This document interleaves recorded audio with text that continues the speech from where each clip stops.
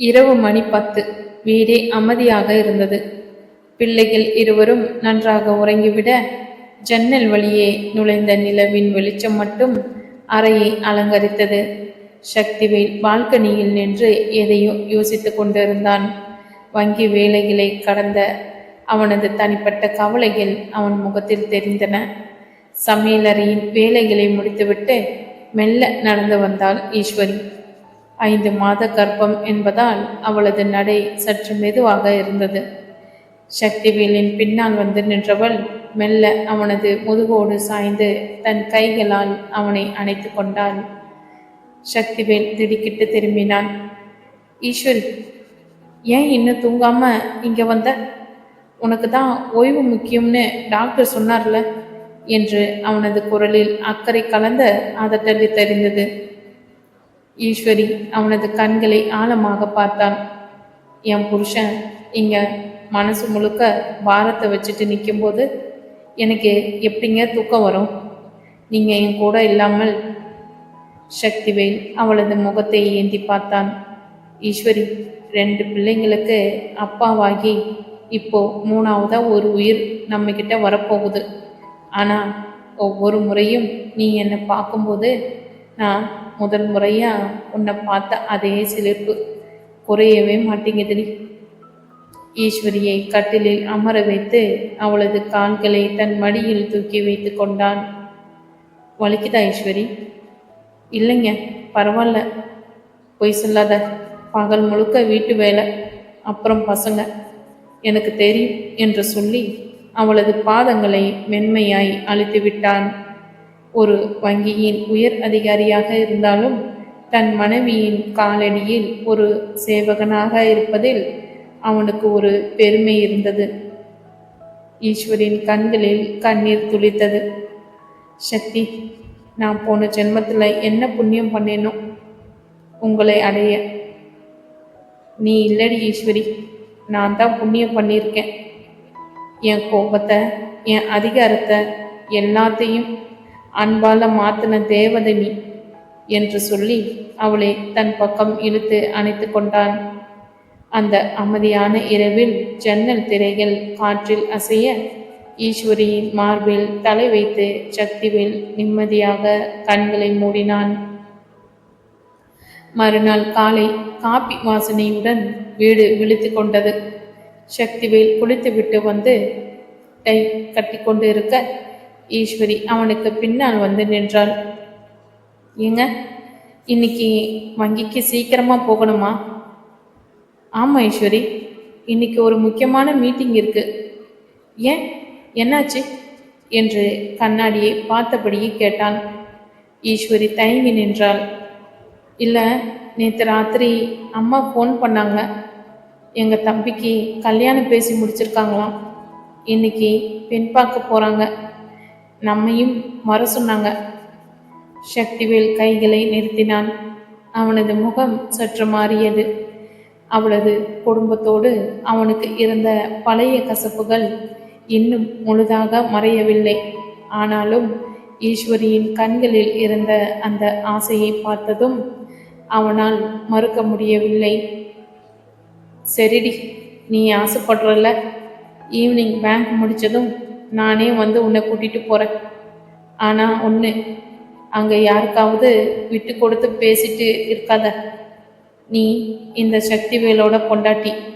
என் கௌரவம் உன் மேலே இருக்கு என்று அவளது கன்னத்தை கிள்ளி விட்டு சென்றான். கீழே வெற்றியும் நிலாவும் வழக்கம் போல ஒரு சின்ன சண்டையில் இருந்தனர். வெற்றி, நீங்க அண்ணன் மாதிரி இல்லவே இல்லை. அவர் அண்ணியை எப்படி தாங்குறார் பாருங்க. நீங்க என்னன்னா எப்பொழுதும் லேட்டா வரீங்க என்று நிலா உதட்டை பிதுக்கினாள். வெற்றி அவளை ஒரே இழுப்பாக இழுத்து தன் அணைப்பிற்குள் சிறைப்பிடித்தான். நிலா, அண்ணன் டைப்பு வேற, என் டைப்பு வேற.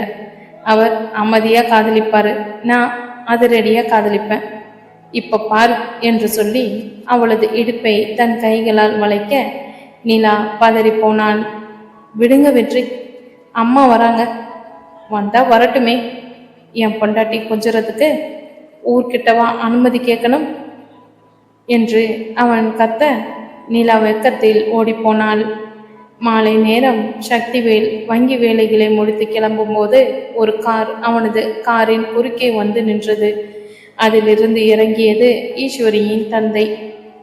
அவர் முகம் சிவந்து போயிருந்தது.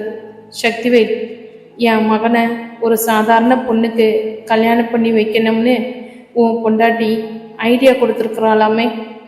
என் கௌரவத்தை அழிக்க பார்க்குறாளா உன் ஈஸ்வரி என்று கத்தினார். சக்திவேல் காரை விட்டு இறங்கினான். அவனது கண்கள் அனலாக தெரித்தன. மாமா, கௌரவங்கிறது அந்தஸ்துல இல்லை, அன்புல இருக்கு. என் ஈஸ்வரி ஒரு முடிவு எடுத்தா அதுக்கு பின்னாடி நான் மலையாட்ட நிற்பேன். என் தம்பி கல்யாணம் அவன் இஷ்டப்படி தான் நடக்கும். இதில் நீங்கள் குறுக்க வந்தா பழைய சக்திவேலை பார்ப்பீங்க. வீட்டுக்குள் நுழைந்த சக்திவேலின் முகம் இறுகி இருப்பதை ஈஸ்வரி பார்த்தே கண்டுபிடித்து விட்டாள். அவனது கோட் ஷூட்டை வாங்கி ஹேங்கரில் மாட்டிவிட்டு குளிர்ந்த நீரோடு அவன் அருகில் வந்தாள். ஏங்க, என்னாச்சு? அப்பா உங்களை பார்த்தாரா? வழியில எதுவும் சண்டையா என்று பதற்றத்தோடு கேட்டாள். சக்திவேல் அவளது கையை பற்றி தன் பக்கம் இழுத்து சோஃபாவில் அமர வைத்தான். உன் அப்பாவுக்கு இன்னும் அந்த தலக்கண குறையில ஈஸ்வரி. கௌரவம் அந்தஸ்துன்னு பேசிக்கிட்டு இருக்காரு. உன் தம்பி கல்யாண விஷயத்துல நீ தலையிடக்கூடாதுன்னு மிரட்டுறாரு என்றான் அவளது கண்களை ஆழமாக பார்த்தபடி. ஈஸ்வரி கண்கள் கலங்கினாள். சக்தி, என் தம்பிக்கு அந்த பொண்ணை ரொம்ப பிடிச்சிருக்குங்க. அவங்க 2 பேரும் உயிருக்கு உயிராக காதலிக்கிறாங்க. வெறும் பணத்துக்காக அப்பா ஏன் இப்படி பிடிவாதம் பிடிக்கிறாருன்னு தெரியல என்று விம்பினாள்.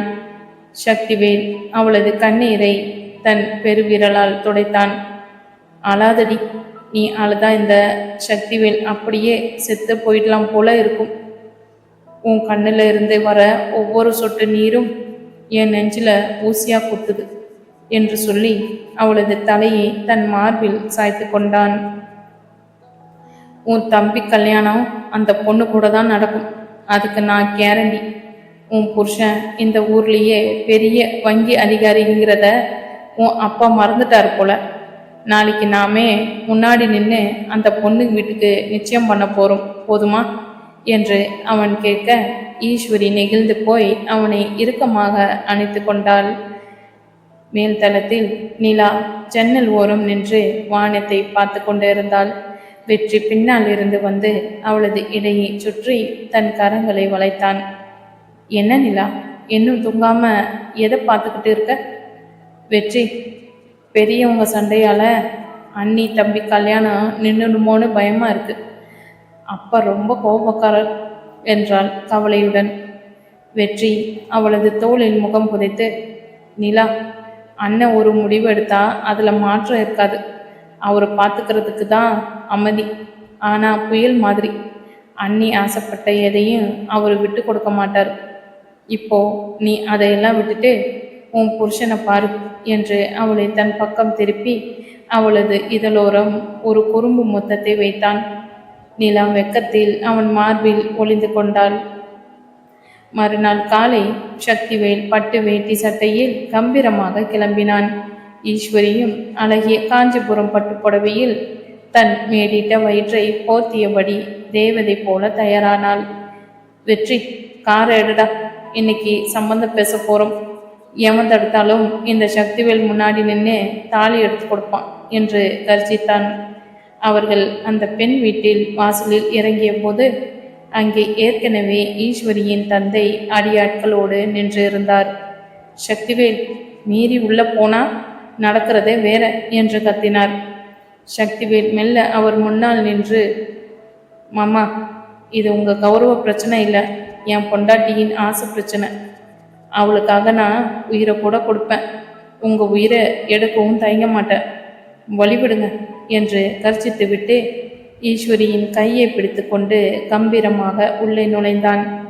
ஈஸ்வரிக்கு தன் கணவனை பார்க்கும்போது பெருமையில் உடல் சிலிர்த்தது.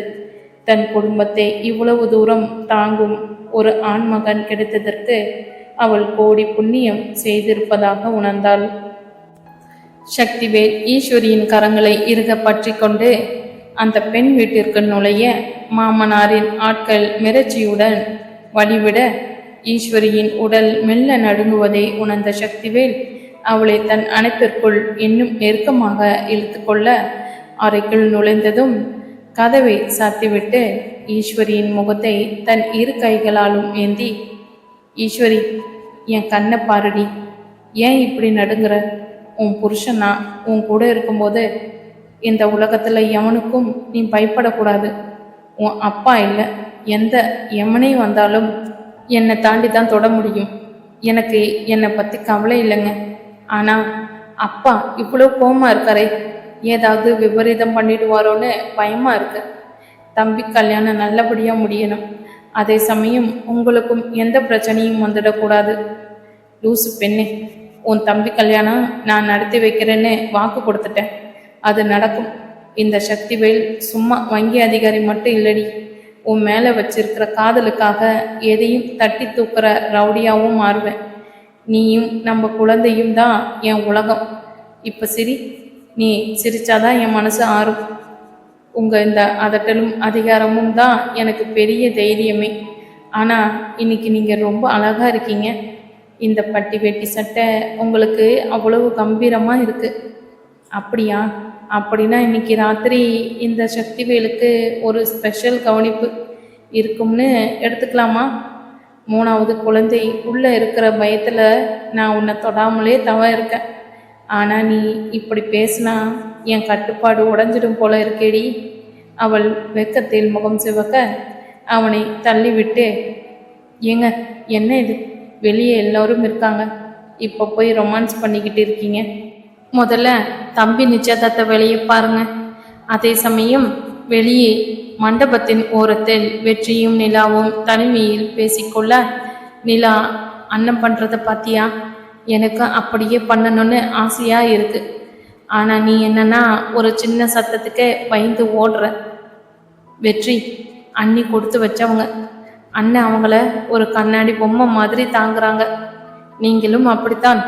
ஆனால் கொஞ்சம் முரட்டுத்தனம் ஜாஸ்தி. முரட்டுத்தனம் இல்லடி, அது பொசசிவ்னஸ். நீ வேற எவனையாவது பார்த்தா கூட என் ரத்தம் கொதிக்குது. உன் உதடு என் பேரை தவிர வேற எதையும் சொல்லக்கூடாது, புரியுதா? புரியுதுங்க. இப்போ கையை விடுங்க, அண்ணி வந்துட போகிறாங்க. நிச்சயதார்த்தம் முடிய போகும் நேரத்தில் ஈஸ்வரிக்கு திடீரென தலை சுற்றல் ஏற்பட சோஃபாவில் சரிந்தவளை சக்திவேல் அலைக்காக தூக்கினான். ஈஸ்வரி, ஈஸ்வரி, கண்ணை திரடி. என்னாச்சு உனக்கு? வெற்றி, சீக்கிரம் காரை எடுடா. ஈஸ்வரி, என் செல்லல்ல, கண்ணை திரடி. சக்திவேலின் பதற்றம் அந்த மண்டபத்தையே உழுக்க ஈஸ்வரியின் தந்தை தள்ளி நின்று இதை பார்த்து கொண்டிருந்தார். சக்திவேல் ஈஸ்வரியை அழகாக தூக்கி கொண்டு காரை நோக்கி ஓட அவனது கண்கள் சிவந்து முகம் முழுக்க வேர்வை வழிந்து கொண்டு இருந்தது. பின்னாலேயே பதற்றத்துடன் நிலாவும் வெற்றியும் ஓடி வர, வெற்றி, காரை திரடா சீக்கிரம். ஈஸ்வரி, ஈஸ்வரி, கண்ணை திரடி, என் உசுரே போகுதுடி. உனக்கு ஒன்றும் ஆகாது, இந்த சக்தி இருக்கேன்ல. அண்ணன் பதறாதீங்க, அன்னைக்கு ஒன்றும் ஆகாது. வெயிலில் ரொம்ப நேரம் நின்னதால டயர்டாகியிருப்பாங்க. நிலா, அண்ணி தலையை தாங்கி பிடி. காரின் பின் சீட்டில் ஈஸ்வரியின் தலையை தன் மடியில் கிடத்தி அவளது முகத்தில் தண்ணீர் தெளித்தாள். சக்திவேல் அவனது கைகள் நடுங்கி கொண்டிருக்க ஈஸ்வரி மெல்ல கண்களை திறந்து, ஏங்க என்னாச்சு? நான் எங்கே இருக்கேன்? ஏன் எல்லோரும் இப்படி அழுதுகிட்டு இருக்கீங்க? சக்திவேல் அவளை ஆவேசமாக அணைத்து கொண்டான். அறிவு இருக்காடி உனக்கு? உடம்பு முடியலன்னா சொல்ல வேண்டியது தானே? 5வது மாதம் நடக்குது. அந்த பாவி மனுஷன் முன்னாடி கௌரவம் பார்க்குறேன்னு பேசிட்டு இப்போ இப்படி மயங்கி நிற்கிற. உனக்கு ஏதாச்சும் ஒன்றுனா நான் என்ன அவன்னு யோசிச்சியா? சக்தி, விடுங்க, எனக்கு ஒன்றும் இல்லை. லேசாக தலை சுத்துச்சு, அவ்வளவுதான். நீங்கள் இவ்வளோ பயப்படுறத பார்த்தா எனக்கு பயமாக இருக்கு. தம்பி நிச்சயம் முடிஞ்சதா? அங்கே அப்பா ஏதோ பிரச்சனை பண்ணாரே. நிச்சயம் இப்போ எல்லாம் முடிஞ்சதுக்கு அப்புறம்தான் நீ மயங்கியே விழுந்த. அப்புறம் உன்னை தாங்கி பிடிச்சேன். எனக்கு நீயும் என் பிள்ளையும் தான் முக்கியம். வெற்றி, வண்டியை நேராக ஹாஸ்பிட்டலுக்கு விடு. செக்கப் பண்ணாமல் நான் வீட்டுக்கு வரமாட்டேன். அண்ணி, நீங்கள் அமைதியாக இருங்க. அண்ணன் இப்போ ரொம்ப உச்சத்தில் இருக்கார். நீங்கள் பேச பேச அவருக்கு கோபம் தான் அதிகமாகும். மருத்துவமனைக்கு சென்றதும் டாக்டர் பரிசோதித்து விட்டு வெளியே வர, டாக்டர், என் பொண்டாட்டிக்கு என்னாச்சு?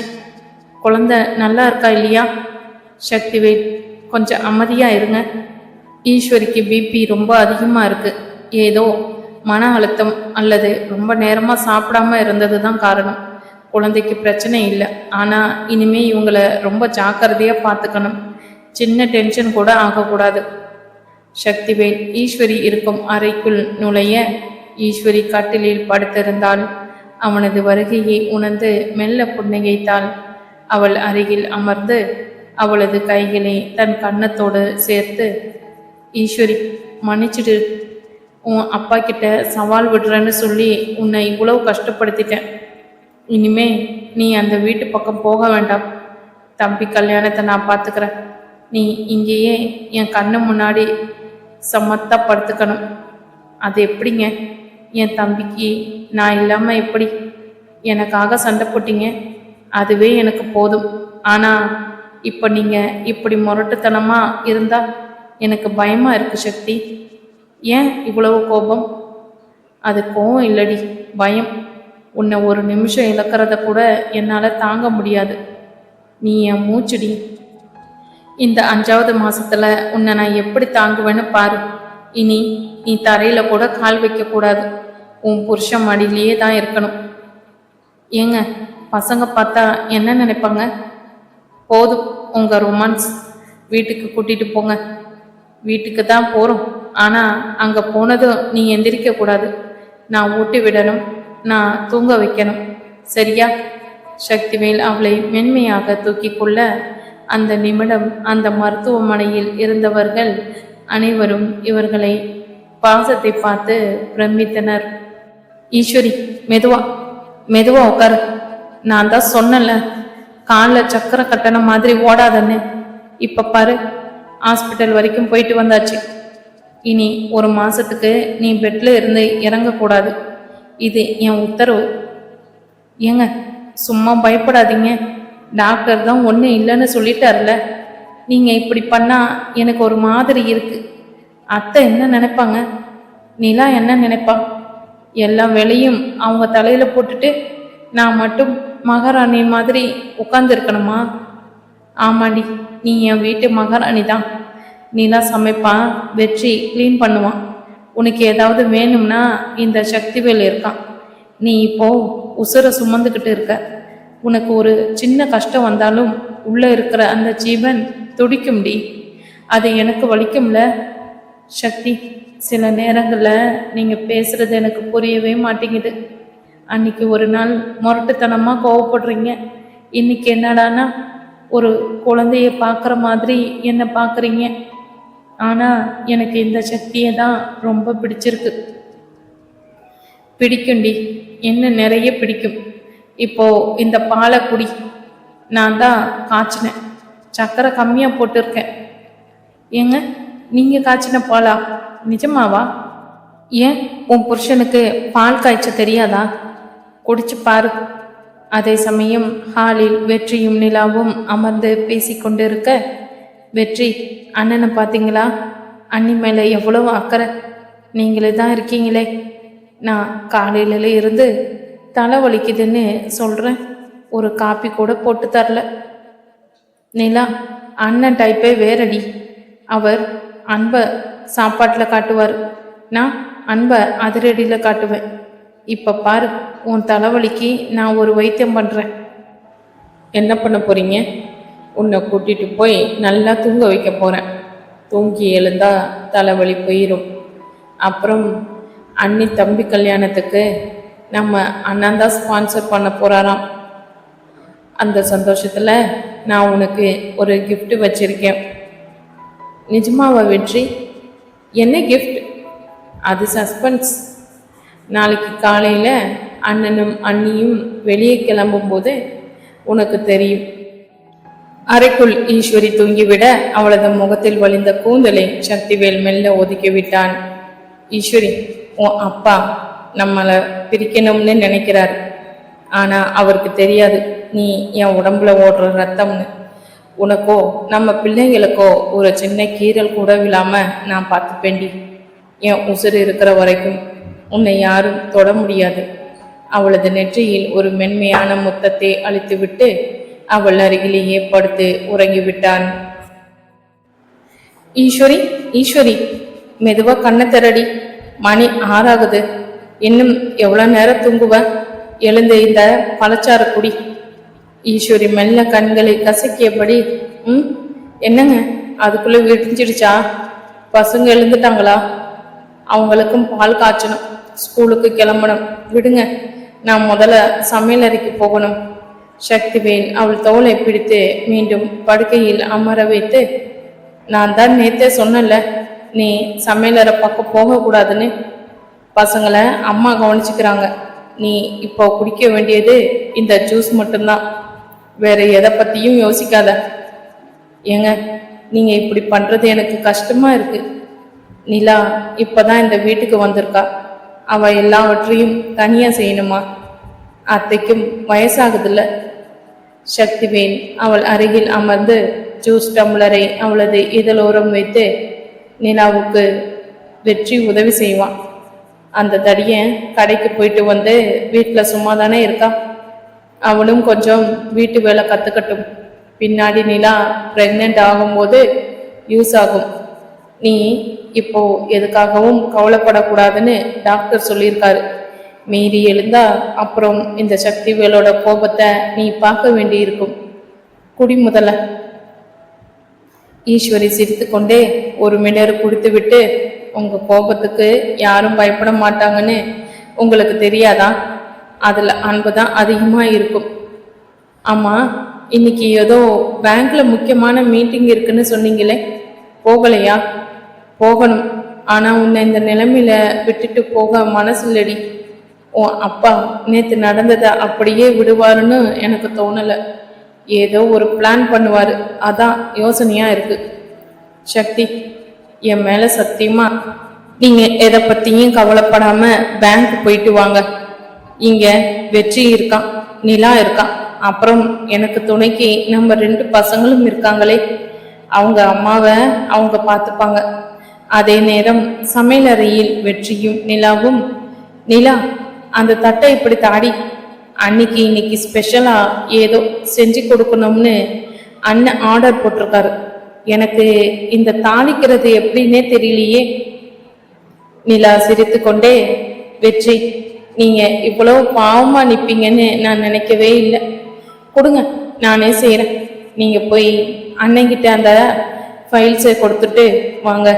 அன்னைக்கு நான் கஞ்சி காய்ச்சி எடுத்துட்டு வரேன். நிலா, அண்ணியை பார்த்து அண்ணன் உருகிறத பார்த்தா எனக்கும் அப்படியே தோணுதுடி. நம்ம வாழ்க்கையிலும் இந்த மாதிரி ஒரு குட்டி பாப்பா சீக்கிரம் வரும்ல. நிலா முகம் செவக்க, வெற்றி, என்ன இது காலையிலே ஆரம்பிச்சிட்டீங்க? முதல்ல வேலையை பாருங்க. அண்ணன் வெளியே கிளம்புறதுக்குள்ள இதை கொடுக்கணும். சக்திவேல் கிளம்ப தயாராகி ஈஸ்வரியின் அறைக்குள் வந்து, ஈஸ்வரி, நான் கிளம்புறேன். இதை பாரு, உன் தலைமாட்டில் ஃபோன் இருக்கு. ஒரு சின்ன தலைவலினா கூட எனக்கு ஃபோன் பண்ணணும். யார்கிட்டையும் சொல்லிக்கிட்டு தயங்கிட்டு நிற்காத, புரிஞ்சுதா? புரிஞ்சுதுங்க. பத்திரமா போயிட்டு வாங்க. அப்புறம் தம்பிக்கு ஃபோன் பண்ணி பேசுங்க. நேற்று பாவம், அவன் ரொம்ப பயந்துட்டான். சக்திவேல் அவளது கன்னத்தில் ஒரு அழுத்தமான முத்தமிட்டு, சரிடி என் ராசாத்தி, நீ சொன்னா செய்யாம இருப்பனா? சாயங்காலம் சீக்கிரம் வந்துடுறேன். வரும்போது உனக்கு பிடிச்ச மல்லிகைப்பூ வாங்கிட்டு வரேன். சக்திவேல் காரில் ஏறுவதற்காக வாசலுக்கு வர, அங்கே நின்று இருந்த அந்த கருப்பு நிற காரை பார்த்ததும் அவனது கால்கள் தானாக நின்றன. காரின் கதவு திறக்கப்பட உள்ளிருந்து ஈஸ்வரியின் தந்தை மிகவும் நிதானமாக இறங்கினார். நேற்றைய ஆவேசம் அவரிடம் இல்லை. சக்திவேல் குரலில் ஒருவித எச்சரிக்கையுடன், என்னம்மா, விடிய காலையிலேயே இங்கே வந்து நிற்கிறீங்க? நேற்று மண்டபத்தில் பண்ணின கலாட்டை பத்தாதுன்னு இப்போ வீட்டுக்கே வந்துட்டீங்களா? சக்திவேல், நான் சண்டைக்கு வரல. என் பொண்ணு மயங்கி விழுந்தா, அதான் அவளை பார்த்துட்டு போகலாம்னு வந்தேன். ஒரு அப்பாவா என் பொண்ணை பார்க்க எனக்கு உரிமை இருக்குல்ல? உரிமை பற்றி நீங்கள் பேசாதீங்க மாமா. என் பொண்டாட்டி மயங்கி விழுந்ததே உங்களால தான். அவளுக்கு இப்போ நிம்மதி தான் முக்கியம்னு டாக்டர் சொல்லியிருக்காரு. நீங்கள் உள்ளே போய் மீண்டும் ஏதாவது பேசி அவன் மனசை கஷ்டப்படுத்துவீங்கன்னா நான் உங்களை அனுமதிக்க மாட்டேன். வெற்றி வெளியே வந்து, என்னென்ன சத்தம்? ஓ, இவரா? எதுக்கு இப்போ இங்கே வந்திருக்காரு? வெற்றி, நீ நிலாவை அண்ணி கூட இருக்க சொல்லு. மாமா உள்ள வரட்டும். ஆனா ஈஸ்வரி ரூமுக்கு நான் இல்லாம போகக்கூடாது. அனைவரும் உள்ளே நுழைய ஈஸ்வரி கட்டிலில் சாய்ந்து அமர்ந்திருந்தாள். தன் தந்தையை கண்டதும் அவளது முகம் ஒரு கணம் பயத்தில் வெளுத்தது. சக்திவேல் ஓடி சென்று அவளது தோலை அணைத்து கொண்டான். பயப்படாத ஈஸ்வரி, மாமா உன்னை பார்க்க தான் வந்திருக்காராம். நீ அமைதியாயிரு. ஈஸ்வரிக்கு அருகில் அமர்ந்து ஒரு போலி புன்னகையுடன், ஈஸ்வரி எப்படிம்மா இருக்க? உடம்ப பார்த்துக்கோ. நீ இப்போ இருக்கிற நிலைமையில உனக்கு நல்ல சாப்பாடு, நிம்மதி எல்லாம் வேணும். இந்த சின்ன வீட்டில் இந்த சாதாரண பேங்க் வேலை பார்க்குறவன் கூட நீ எப்படிம்மா இவ்வளவு கஷ்டப்படுற? ஈஸ்வரி உறுதியான குரலில், அப்பா நான் இங்கே மகாராணி மாதிரி இருக்கேன். நீங்கள் நினைக்கிற அந்த பணமும் கௌரவமும் எனக்கு இந்த நிமிஷம் வரைக்கும் சந்தோஷத்தை தரல. ஆனால் என் புருஷன் கொடுக்குற இந்த அன்பும் அக்கறையும் தான் என்னை வாழ வைக்குது. நீங்கள் தம்பி கல்யாணத்துக்கு சம்மதிப்பீங்கன்னு நினச்சி தான் நான் இங்கே வந்தேன். ஆனால் நீங்கள் அவர் சக்திவேலை பார்த்து, சக்திவேல் நீ பெரிய ஆளாட்டம் பேசி என் பொண்ணை கூட்டிகிட்டு வந்துட்ட. ஆனால் ஒன்று ஞாபகம் வச்சுக்கோ, உன் பேங்க்கில் இப்போ ஒரு பெரிய செக்கிங் வரப்போகுது. நீ பண்ணாத தப்புக்கெல்லாம் பதில் சொல்ல வேண்டி இருக்கும். அப்போ என் பொண்ணு நடு ரோட்டில் நிற்கும்போது அவளை தூக்கிக்கிட்டு நான் தான் வரணும். சக்திவேல் கோபத்தில் மாமனாரின் சட்டையை பிடிக்க போய் ஈஸ்வரியை பார்த்து தன்னை தடுத்து கொண்டு, மாமா என் பொண்டாட்டி முன்னாடி கௌரவமாக நடந்துக்கோங்க. என் வேலையையோ என் நேர்மையையோ யாராலும் அசைக்க முடியாது. நீங்கள் என்ன சரி பண்ணாலும் என் ஈஸ்வரி நான் ஒரு துளி கண்ணீர் கூட விடாமல் பார்த்துப்பேன். இப்போ கிளம்புங்க, அவளுக்கு ஓய்வு வேணும். அப்பா தயவு செஞ்சு போங்க, என்னையும் என் புருஷனையும் நிம்மதியாக வாழ விடுங்க. உங்கள் சொத்துல ஒரு பைசா கூட எங்களுக்கு தேவையில்லை. அவர் முறைத்து கொண்டே வெளியேற அவர் சென்றதும் ஈஸ்வரி அப்படியே சோர்ந்து சக்திவேலின் மார்பில் சாய்ந்து விட்டாள். சக்தி, எனக்கு பயமா இருக்குங்க. அப்பா ஏதோ பெருசா திட்டம் போடுறாரு. உங்க வேலைக்கு ஏதாவது ஆகிடுமோ? பேங்க்ல என்ன நடந்தாலும் நான் பார்த்துப்பேன். நீ எதை பற்றியும் யோசிக்காம சமத்தா கண்ணை மூடி தூங்கு. நான் ஆஃபீஸ் போயிட்டு சீக்கிரம் வந்துடுறேன். பத்திரமா போயிட்டு வாங்க சக்தி என்று சொல்லி அவனை வழி அனுப்பி வைத்தாள்.